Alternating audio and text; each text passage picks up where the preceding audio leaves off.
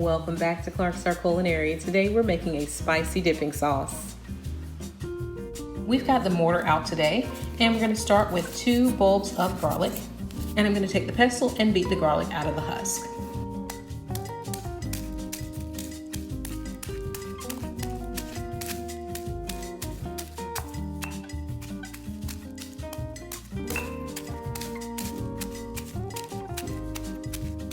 And that's easy enough. We're just going to remove the husk.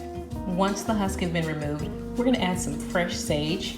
And this is about 2 ounces of sage here. And we just want the leaves.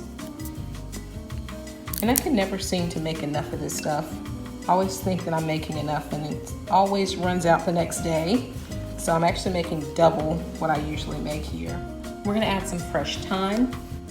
Try to remove the hard part to the stalk, and the tender parts are okay to leave in. This is about half of a tablespoon worth of fresh thyme.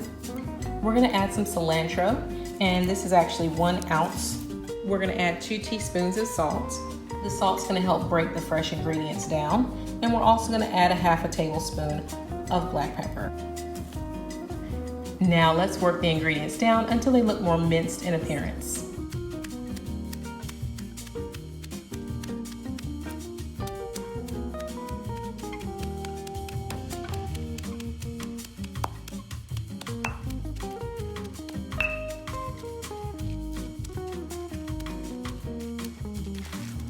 And that looks great.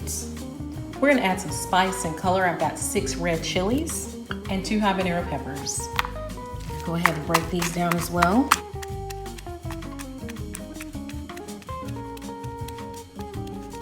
And I know this looks extremely spicy, but it is so good. So good. All right, I've got this exactly the way I want it. I'm just gonna clean off the sides of the mortar and put all the ingredients down in the middle. We're gonna add 1½ cups of apple cider vinegar here.